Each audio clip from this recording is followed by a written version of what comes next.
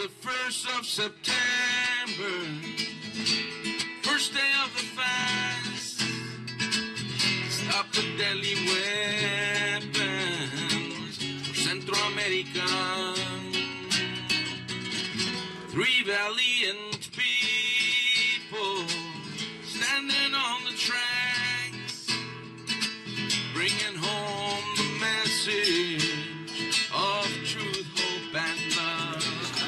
By the way, this is the yellow line that the Navy said my body wasn't on Navy property, and therefore they couldn't take me to the hospital.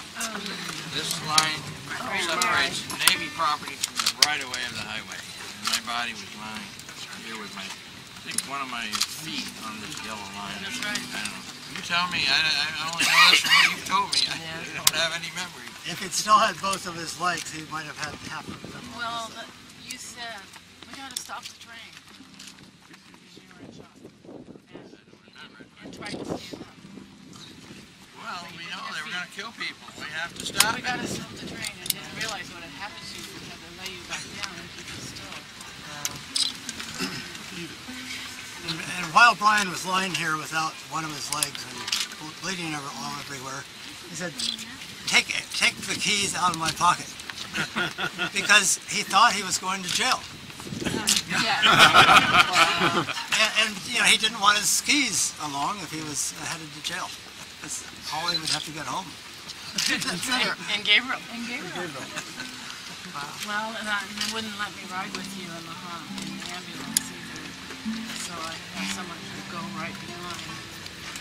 That was really hard too because they asked me, you were in the operating room, they asked, what should we do with the other foot? And I had to make a decision. And they said we could operate 3 or 4 more times and it will only be painful.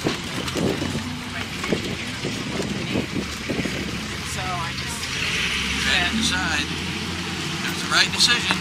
right Because I was walking in Make 2 them months. even. I was walking in 2 months, and I wouldn't have been walking probably ever for very well. Take it off.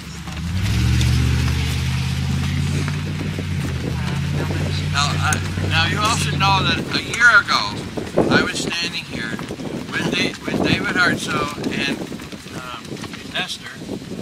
She's still here, Esther. We came out here. We were staying. I was on a cycling tour, work tour, and we were going to Walnut Creek Peace Center, and I didn't have time to cycle from Sebastopol to Walnut Creek and stay on my book tour. So they drove, David and Esther drove us to Walnut Creek, and I said, let's stop at the tracks just to see, just to go check it out. And we parked the car over there, walked over here to the track site. I fairly quickly walked back over to the other side just to kind of take a look at the Port Chicago Highway scene. And within 2 minutes, I heard these sirens. Not thinking the sirens had anything to do with us.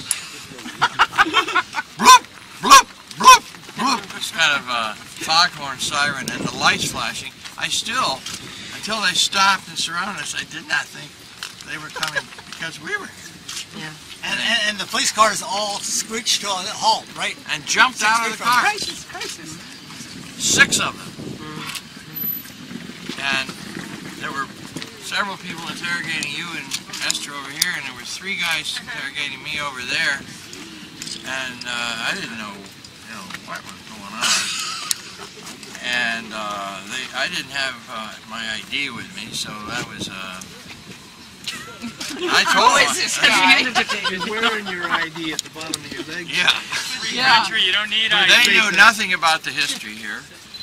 And I finally said, they asked me, why was I coming out and looking at this site? I said, well, I was looking at this crime scene that happened 24 years ago. And I just wanted to check it out. And they didn't know anything about it, of course. And yeah, right. And they said, well, what are you doing here? I said, I'm checking out the crime scene. And then I happened to say, I'm on my way to Walnut Creek to do a book talk. And they said, I knew they thought I was just bullshitting. I said, yeah, right. What's the name of the book? So I said, Blood on the Tracks. My blood on the tracks. still thought I was just bullshit. But the guy that was in charge was over here talking to you guys, the deputy sheriff. Most of the cops were private security that were hired by the Army to protect this base. But there were several deputy sheriffs, and the guy that was in charge, this tall, clunked across the sheriff's deputy, said, "Come on over here. I'm not detaining you." I thought, wow, they're even thinking of detaining you. And so I walked over here. Felonious tourism. And he said, "Oh, we knew you were going to be in the area because there was an article about you doing a book talk at Walnut Creek." Yeah, but I didn't know I was coming. You know, I didn't know I was coming here. Yeah. And he said, "You know, everything's changed since 9/11. Everything's changed since 9/11." And then when he realized, he asked me why I was there. I said I was on my way to Walnut Creek because he hadn't heard what I told the other guys. I said, "I'm doing a book talk." He said, "What's the name of your book?" Blood on the Track. What was my name? Brian Willson. He stopped. Isn't that when he stopped and said, "I was in 7th grade or 9th grade when that happened, and you're a legend around here. I want to shake your hand. And can I get a copy of your book?" I said, and he said, "Is it on Amazon?" I said, "Yes, you can get it on Amazon." I was hoping to see him here today and ask him if he got the book. We didn't have Amazon in 1987. No, this was last year. I know. Oh, yeah. More ways that things change. Yeah. So we shook hands, and all the other guards that were there just broke out in a smile. "Oh, this is not a terrorist incident."